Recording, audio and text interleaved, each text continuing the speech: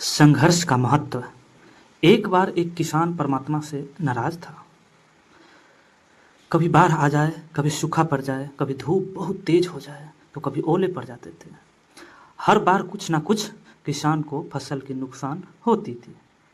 एक दिन बड़ा तंग आकर उसने महात्मा से कहा, देखिए प्रभु, आप परमात्मा हैं, लेकिन लगता है आपको खेती करनी नहीं आती है।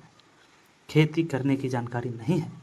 एक प्रार्थना है कि एक साल मुझे मौका दीजिए, जैसा मैं चाहूँ वैसा मौसम हो, फिर आप देखना मैं कैसे अन्न भंडार कर दूंगा।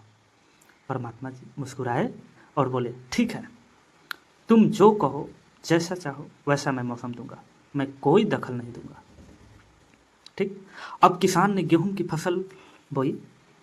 जब धूप चाही तब धूप मिल गई, जब पानी चाहा तब पानी मिल गया। तेज धूप, ओले, बाढ़, आंधी, ये सब तो आने ही नहीं दिया। समय पर फसल बढ़ी और किसान खुशी भी हुआ, क्योंकि ऐसी फसल आज तक उसे हुई ही नहीं थी।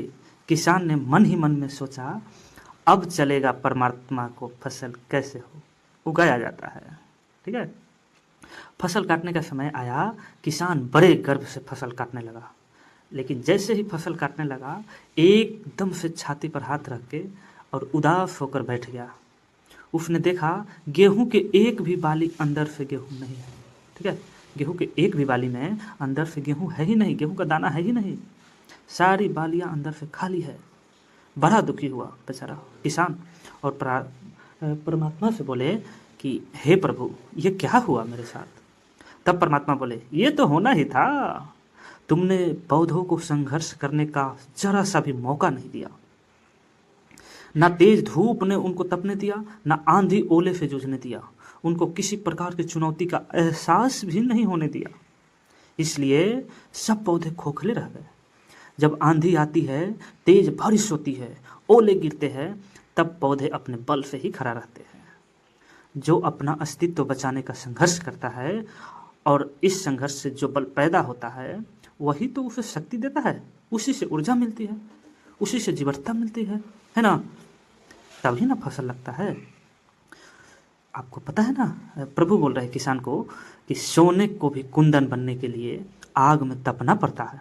हथौड़ी से पीटने, गलने, चुनौतियों से सामना करना पड़ता है, तभी उसमें स्वर्णिम आभा उभरती है और वह एक अनमोल वस्तु बनता है, कीमती वस्तु बनता है।